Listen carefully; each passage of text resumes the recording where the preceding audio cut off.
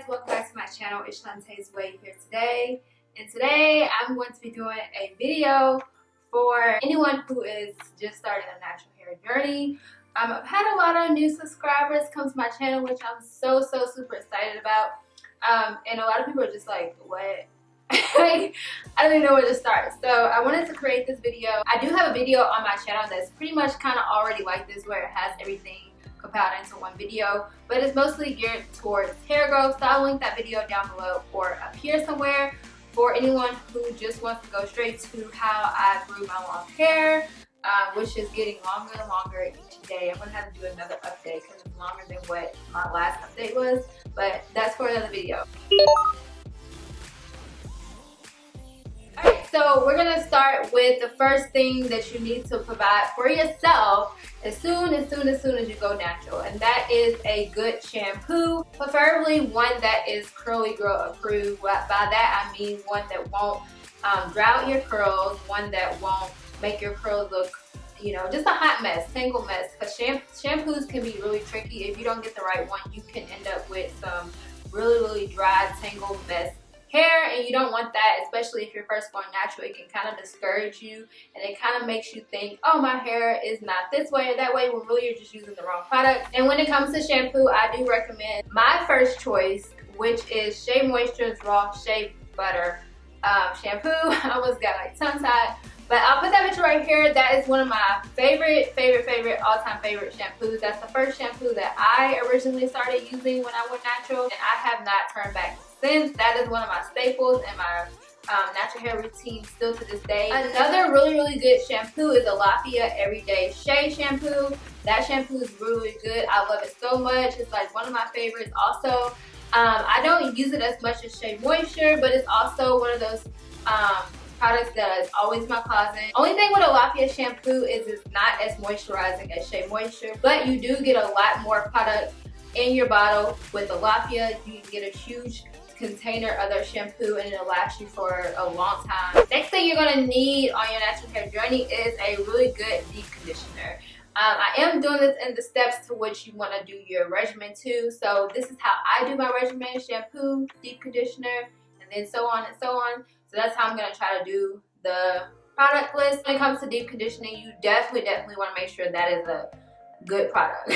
That's something that you're going to be leaving in your hair for at least 15 to 45 minutes, depending on how intense you want to do your deep conditioner. So if you go with a store-bought deep conditioner, I recommend Shea Moisture's Raw Shea Butter deep conditioner, and I also recommend their Jamaican Black Castor oil line, which is really good. Those are my favorite two store-bought deep conditioners. I'll use other deep conditioners sometimes, but when it comes to deep conditioners, I'm really picky. I normally just stick to either Shea Moisture or I'll just make my own, and I always make my own over store-bought. Most of the time I'm making my own deep conditioner. So a DIY, I'll link some of my DIY deep conditioning videos down below or up here somewhere, and my DIYs are actually the best. So yeah. Alright, so next you're going to need a really good conditioner, and this is going to be a washout conditioner, not one that you will leave in. A lot of people say, like, when they see my routines and stuff, they're like, why do you deep condition and then condition your hair again? That doesn't make sense. But to me, I just feel like that the conditioner is a really important part of your regimen too, because moisturizing is really important to me. So when it comes to moisturizing, I don't really like, if I need to have moisturized hair, then I'll deep condition and I'll condition. But most of the time, I notice that people who don't condition their hair enough have super dry hair, or their styles don't last as long. I actually have a lot of favorite conditioners, but I'm going to tell you guys one of the cheaper ones that I know has really good ingredients in it. The Shea Moisture's Raw Shea Butter Conditioner, which I'll put right here. And now this video isn't sponsored by Shea Moisture. It sounds like a Shea Moisture sponsored video, but it's not. But I just really like their product, and I think that Shea Moisture is a really good spot to start off. Okay, so the next thing that I feel like that you definitely are going to need is a really good leave-in conditioner. So like I said, when it comes to conditioners, I really do get really happy with conditioners because they are a big part of your moisturizing routine, especially the ones that start off with water. Okay, so make sure that when you look at the ingredients on your products, that the first ingredient is water for most of your products. Really good leave-ins are the Kinky Curly Not Today. It doesn't have the best ingredients in the leave-in, but it's still a really good leave-in to use. It's really light. I feel like when it comes to leave-ins, it's just something that you're just going to have to play around with, because for your hair it may work, but my hair may not. For my hair it may work, for your hair it may not. Like, I don't really like spray leave-ins. That doesn't work for my hair, but it may work for your hair. So leave-ins are one of those things where you just have to play around and figure out what works for you. So some people use leave-ins as their stylers. I personally don't think that leave-ins as your stylers are enough sometimes, but they do work sometimes. Sometimes I do leave in a conditioner and then put oil on top of it, and my hair turns out like really cute. Other times you will need like some type of cream or something for your hair in order for it to hold for the majority of the week. So my wash and goes normally last 7 to 10 days. If I have just a leave-in in with an oil on top, it'll normally last for about 5 days. So like I said, a leave-in works good as a styler, but it's not gonna hold your hair up as good as if you had put like a cream or a gel on top of your hair. So when it comes to styling your hair, you need to figure out where your hair stands on the styling thing, because I personally don't like to use heavy butters in my hair. It weighs my hair down. But if you have thicker hair, then it will work for you. If you're a person who has hair similar to mine, then you would probably go more to the creams and gels end of it, because those are going to be lighter products. They're not going to weigh your hair down. So most of the time, I do like to put a leave-in on my hair. Maybe a cream if I need it, but most of the time I'll just skip right to a gel. And as you guys notice, I normally use clusters, really light gels, or jellies. I don't ever use like really heavy gels.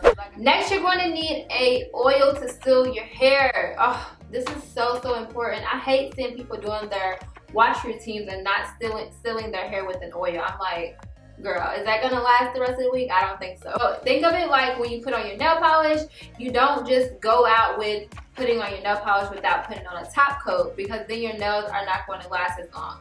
So you always want to put on a top coat on your hair by sealing in your moisture with an oil. Otherwise, your hair will dry out a lot quicker than what it would if you would have put an oil on top of it. And when you put an oil on top of it, you want to go for a lighter oil if you have my hair type. So like almond oil or jojoba oil are the two oils that work best for my hair, and also my DIY growth oil, just because I like put the certain amount of measurement so that that oil is not too heavy. And it's sold out, guys. I'm gonna have to make a video updating you on everything with my growth oil, but right now it's sold out.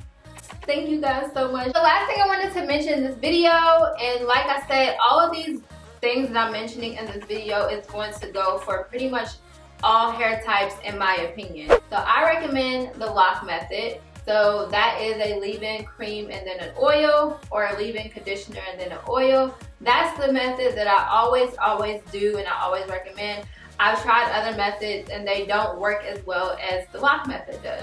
Okay guys, so I hope this video was not overwhelming. I know I said a lot of products and mentioned a lot of products in this video, which I promised myself that I would not do. I just wanted to get this video out just for the people who are starting from the bottom, starting from the basics. If this video helped, if it did, then give it a thumbs up. Don't forget to subscribe to this channel. I'm almost at 170K. Then next I'm gonna be at 200K. Oh my gosh, that's exciting. Anyways, thank you guys so much for your support. So I will see you guys in my next video. Bye!